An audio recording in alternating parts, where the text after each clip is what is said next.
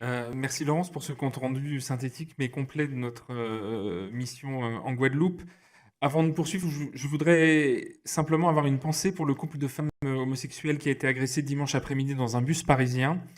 Parce que c'est la preuve, s'il en est besoin, que le sujet des LGBT-phobies est toujours un sujet d'actualité dans notre pays et pas seulement dans les Outre-mer, avec une recrudescence des violences, y compris dans des villes que l'on pourrait juger comme gay-friendly telles que Paris. L'absence d'écho politique de telles agressions montre un déficit de soutien institutionnel dans la lutte contre les discriminations LGBT, et je crois que ce constat s'impose de manière encore plus marquée dans les Outre-mer, notamment en raison du fort tabou qui existe dans les territoires s'agissant des questions propres à la sexualité.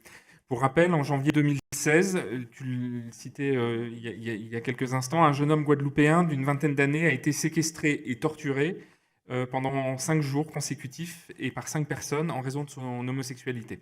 Alors cela n'a pas suscité de réaction de la part des élus locaux et très peu d'écho médiatique dans l'Hexagone.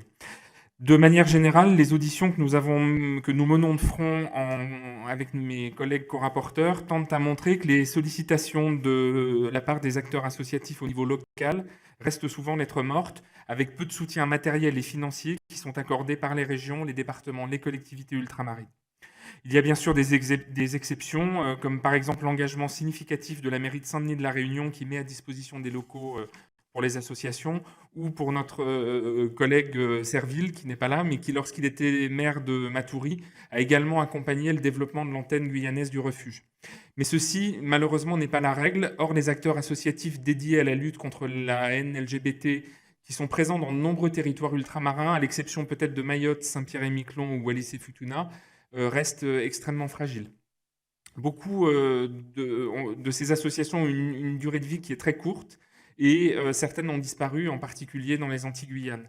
Cela s'explique à la fois par le manque de financement, mais aussi par la difficulté à recruter des bénévoles dans des territoires insulaires où le maquerellage et le réseau très dense d'interconnaissances peut rapidement transformer la sortie du placard en une forme de mort sociale.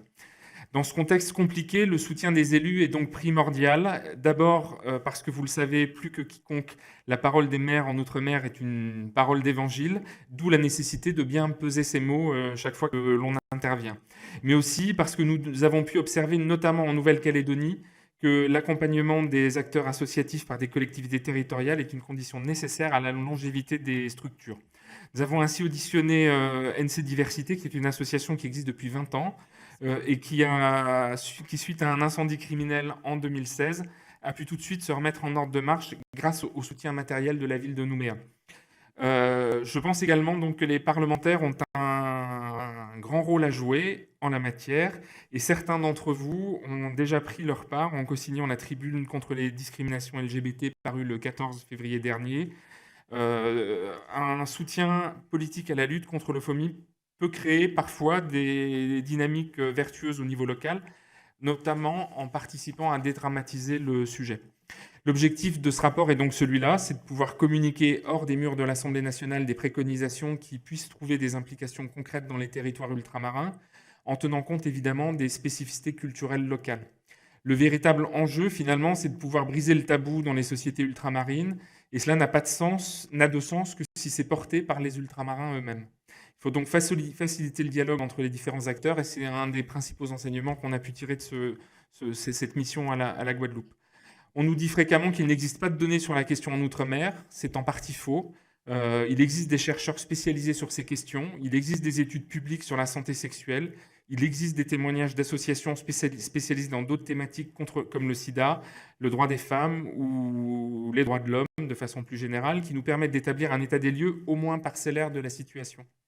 L'enjeu est donc de faire circuler l'information, de faire parler les acteurs entre eux et d'afficher un front uni et univoque contre ces discriminations qui sont de même nature que les discriminations raciales. Je voudrais remercier le président Servat d'avoir donné une impulsion avec ce rapport pour donner plus de visibilité aux violences de genre et aux violences sexuelles en Outre-mer qui, pour des raisons culturelles, historiques, anthropologiques et politiques, souffrent encore d'un manque de reconnaissance. C'est une première étape. Je laisse maintenant Laurence vous parler de nos pistes de préconisation au niveau institutionnel, notamment en matière d'éducation dans le domaine médical ou encore au sein de l'administration.